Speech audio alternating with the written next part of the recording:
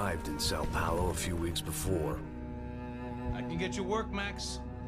Work that only a guy like you can do. I ain't a cop no more. Well, I think the first two Max Payne games were very story-driven experiences, but the gameplay also was very cinematic. You know, it's, people talk a lot about the noir influences of the Max Payne series, but really Hong Kong action cinema was probably even a bigger influence. So they wanted the gameplay to feel like that early on, so we wanted to stay true to that, and then also just make sure that the experience really flowed from gameplay to cutscene and back out again.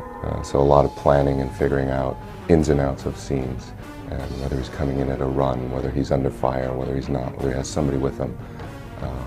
So yeah, just a lot of planning to make it feel like you never know what, you know what I mean, what's going to happen next if you're watching a scene when the action's going to kick off. I think setting in South America has added a bit to what we're drawing on in terms of cinematic influence.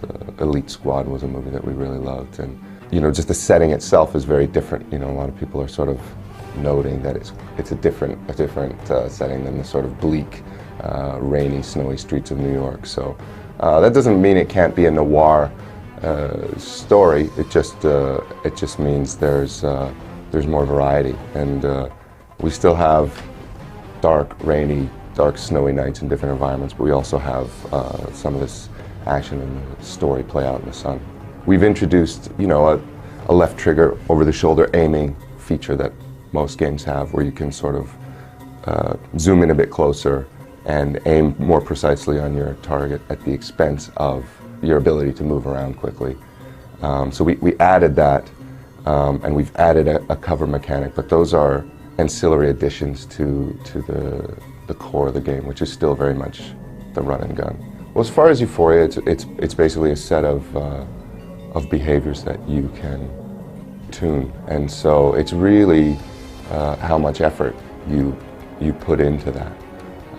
So with Max, we put a lot of effort into the different aspects of Euphoria and how we use it. So there's the hit reacts for the enemies, to sort of evolve that and make those feel more connected. I think we had a good jump from GTA 4 to Red Dead, and you're going to see another good jump from Red Dead to Max, where you want individual shots to react properly. You want people to fall realistically.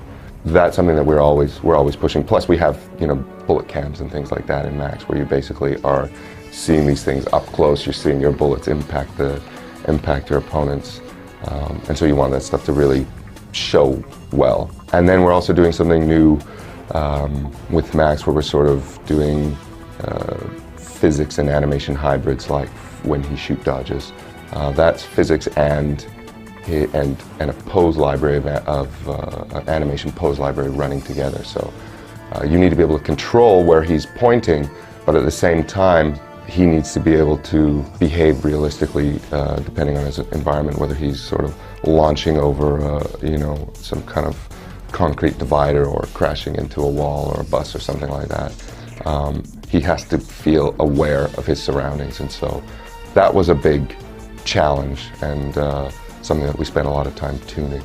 And then we also have a mechanic called Last Man Standing, where if you have painkillers in your inventory and you take sort of a fatal shot from an enemy, you go into this sort of bullet time mode where Max is dying, but he still has a little bit of life in him, and if you can find the person that got that shot off on you and get your reticle on them and shoot them, you know, bullet will race out of the gun and tag them, and Max will be able to fight on with a little bit of health replenished at the cost of one painkiller. So, you know, that state where he's sort of falling and can still shoot is a blend of Euphoria and our animation system.